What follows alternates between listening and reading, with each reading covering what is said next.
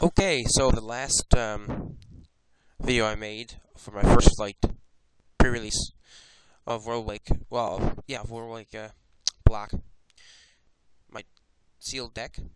The first video, the sound was atrocious, really low and soft, so I'm going to try and see if I can make it any louder. Okay, here's my deck for the second half. The first deck was much more interesting to play, a lot more combos and that sort of thing in the deck, but the interesting thing about this deck was it was super easy to make.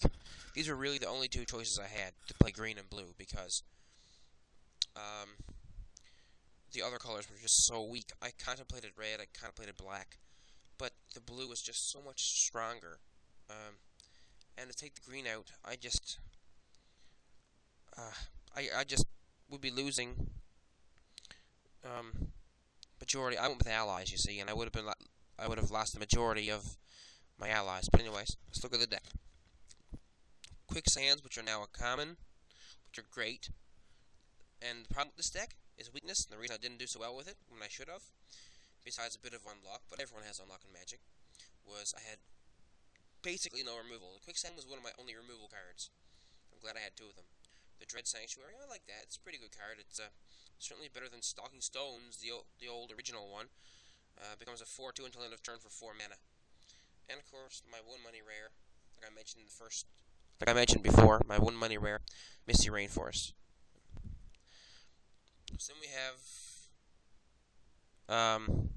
this guy. The guy again who untaps a forest. Got one of him both times. The Primal Bellow, I would have rather had the Flange of the Vastwood, but that's what I got this time around. Trusty Machete. Love that card. It's so good, I don't need to explain why. The Warcaller, one of my rares. He wasn't as huge as I hoped he'd be. I did have some elves. I had 1, 2, 3, 4, 5, 6 elves, so I thought he was probably and he did pump up other elves at times. But I had him so often early, and he's the 1 mana cost. You can play him, but you don't want to play him without a kicker. So I found myself just him sitting in my hand. So it ended up being a dead card for quite a while until I could actually, I want to put him out. This is why the deck I thought was better than the first deck I played, because I had so many allies. So here we start. We have 2 Oran Reef Survivalists. We have 2 of this new blue allies.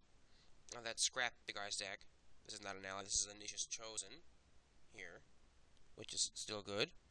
Then we had an Into the Royal.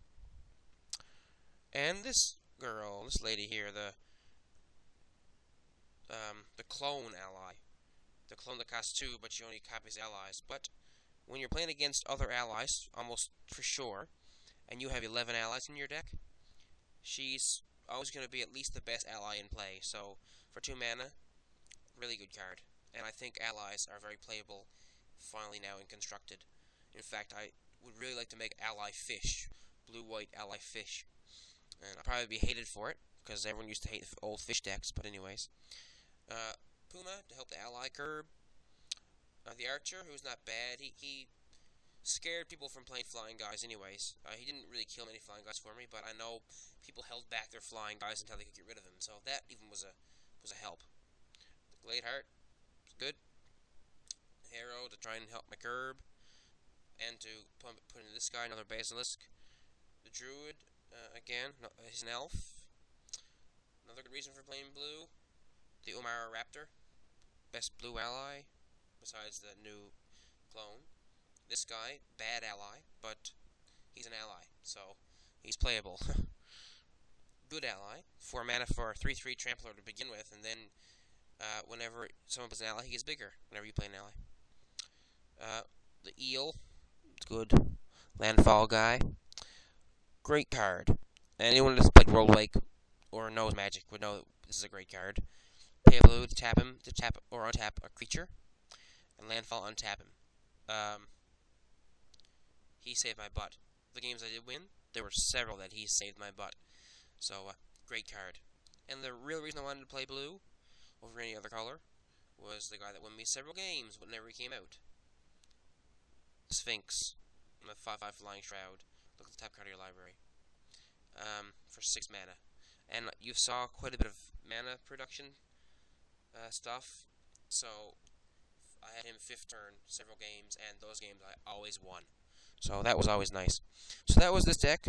Very simple. Like, I looked at it. The first thing I cracked was Misty Rainforest. And I was like, I wonder if it'll just be one of my colors if I can play it at all, or you know. Then I end up getting all the best stuff in green and blue, and I was like, okay, I guess I'm playing the Misty Rainforest in its perfect setting. So, anyways, that's my deck. It did okay, not as well as I would like. Yes, there was some bad luck. Yes, there was some mana screw, but I'm not going to use that as an excuse. Most of the games were pretty even. There was a bit of bad luck on the draw. I don't know why I couldn't get the mana. I know one game, I had 2 islands the entire game until I drew a quicksand. Was my only other land. Of course, I lost, but that was only once. Most of the part, I don't know why, it just didn't work out as well. Like the synergy, the allies in this deck, 11 allies, in a 40-card deck. You'd think that it should do better than it did, but sometimes Magic just goes that way. Maybe the deck is not as good as I thought, but if it's not good, it wasn't my fault, because this was the obvious choice of the cards I had. Anyways, here's the other cards I did not use throughout the 2 flights of the pre-release. I'll just drop them in. Quest for the Gnarly Stone. It's great in discard decks, but crappy in limited, because you're not going to get discard in limited. Not very much, anyways. You won't get Blightning, that's for sure. A Lava Ball Trap. I could have played it. If I had better red stuff, I probably would have played it. I was considering not playing it at all, but I didn't realize how slow the format was going to be. So the 8 mana was actually reachable. Archive Trap, great, but didn't get enough scrapping stuff. It wasn't in the same flight as those guys and him. Otherwise, potentially I would have played it. Celestial Mantle. I'd only play that if I had a mono white deck, and only limited then. So that's the other rares I got. Nothing great. Again, Misty Rainforest was my money rare. So now I'll show you, before I finish up, the card I most underrated, and then I'll tell you why. This common here, the Walking Atlas. Sure, he's mana acceleration for any color. You don't have to be green. You can still get mana acceleration. He's a Seeker of Skybreak. I think it's the old green card that did what he does. Tap to put a land from your hand into play.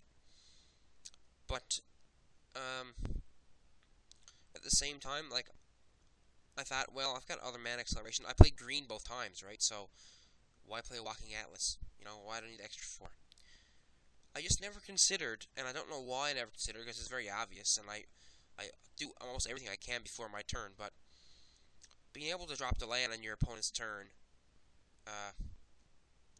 that implies so many tricks with all the lands that have come into play abilities. That blue land, you look at the top 3 cards and reorganize it. With this guy, it's almost a brainstorm and a land before your turn. It's just crazy. The white that gives that guy prop color, you drop that down. Anything that has landfall, you reactivate it. I just didn't consider the whole instant fact of his ability, and that's why he was the most underrated card that I had, and I should have played him. But and a lot of people did. Anyone that realized that played him, or anyone that really needed mana acceleration didn't have anything else. So that wraps up the pre-release. We had 2 flights, and that's pretty cool, being able to play twice. And I was happy with how it turned out. Hope you guys semi-enjoyed the video, and maybe got some kind of information that would be helpful in some way. Alright, take care.